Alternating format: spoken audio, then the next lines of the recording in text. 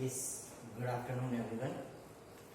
Today we will start next question of exercise 8.1.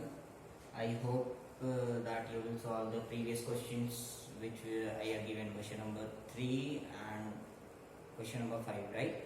That two are all based on examples. I will check that. Okay. Take a click and send it to me. I will check that. Okay. Now question number 6. If angle A and angle B are acute angles, angle A और angle B दो acute angles है, right? Such that cos A is equal to cos B, then show that कि angle A is equal to angle B. तो cos A और cos B ये दो trigonometry ratio. See what is given? Solution. We will start with solution. What is given? Cos A is equal to cos B. See, every time it is not necessary कि आपको diagram दी हुई हो, but you know very well कि trigonometry generally we deal with the right angle triangle, right? So we can make one right angle triangle and A, B, C. Okay? No, A, B, C no, because it is said that कि A and B are acute. तो A acute हो गया और B भी एक acute angle है. सो A भी acute हो गया तो ये C हो जाएगा जिस पे 90 है. Okay, so A and B are acute angles such that cos A is equal to cos B, then show that angle A is equal to angle B. We have to show that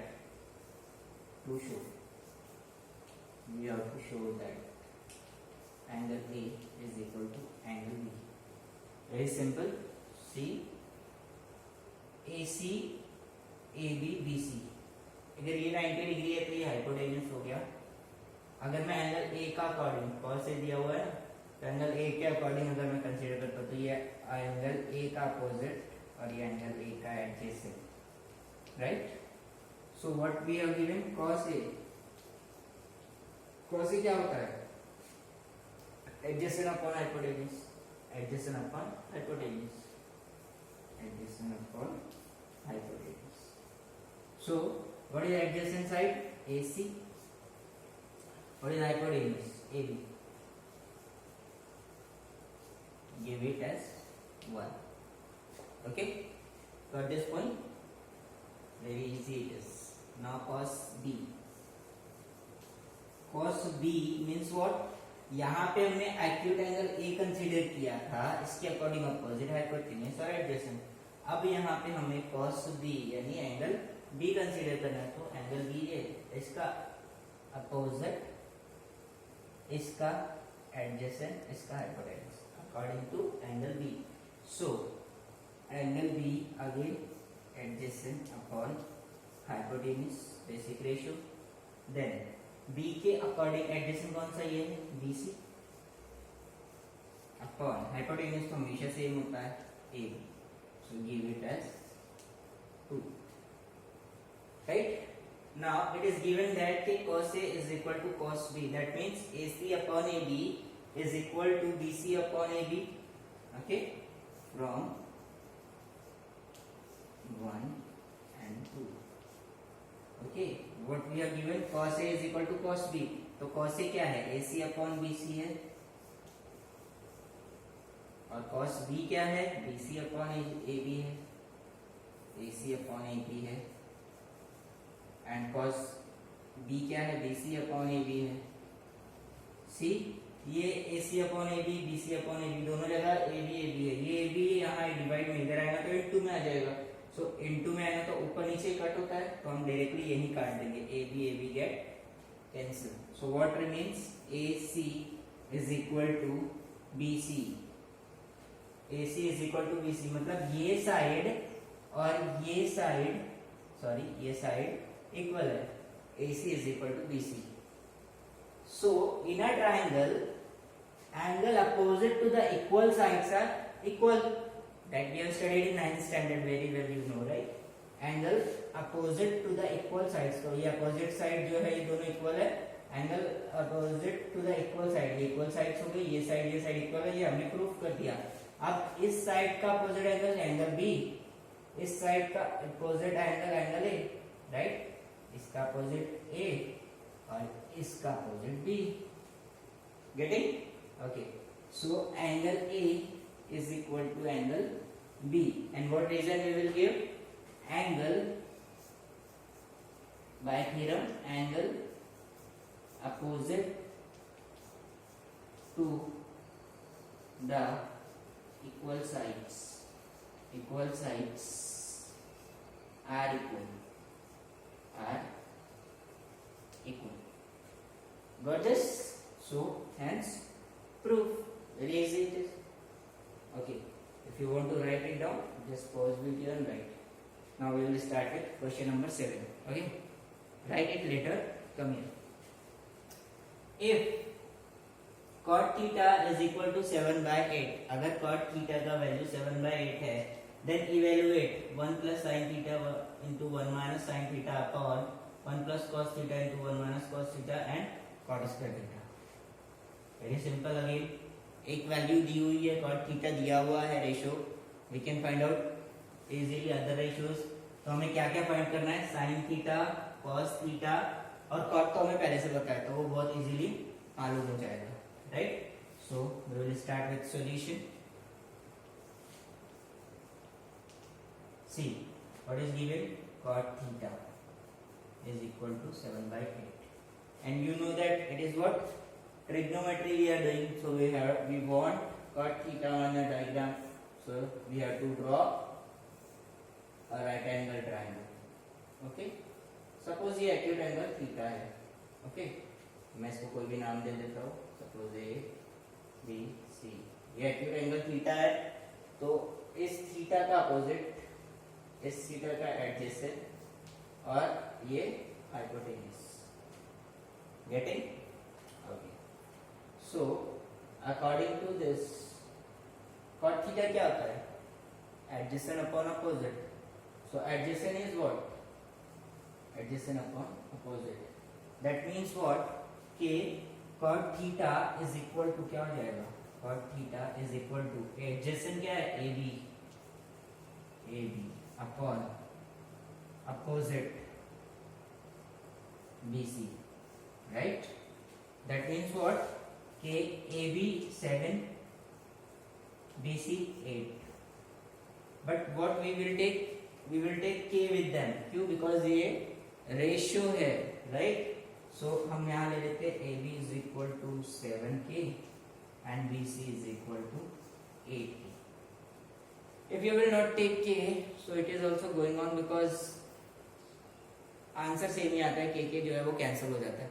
But the thing is, हमें उसके पीछे का reason पता है, इसलिए हम ले रहे हैं. अगर आपको नहीं, आप अच्छे से जानते हो, अगर नहीं भी लोगे तो भी it's going on for solution. Okay, so now what we will do? हमें ये पता चल गया है 7K है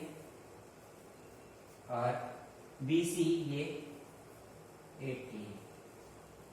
okay, we can find out hypotenuse. Yes, दो साइड पता है, तीसरी साइड पता करना पड़ेगा रेशियो मालूम करने के लिए. So by Pythagoras.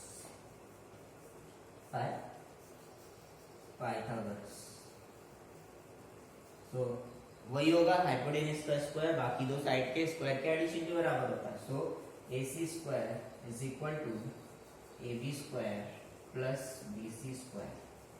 Okay, so AC square is equal to AB square means what? 7K का स्क्वायर, 7K का square plus BC square means 8K का स्क्वायर. ना AC square is equal to, square जो है वो ब्रैकेट पे इन दोनों पे जाएगा, तो 7 का स्क्वायर 49, K का K स्क्वायर हो जाएगा प्लस 8K स्क्वायर मतलब 64, 8 8 सा एंड K का K square. Okay, now AC square is equal to 49K square plus 64K square. How much it will be? 113K square. Okay. So AC is equal to square को हटाने के लिए square root, और 113 किसी का perfect square इसका नहीं है, नंबर नहीं है ये perfect square number. So what happen, we will take it as under root 113 and K square का हो जाएगा के स्क्वायर रूट लेने का. तो AC का वैल्यू हमें मिल गया. Okay, now I will solve that side.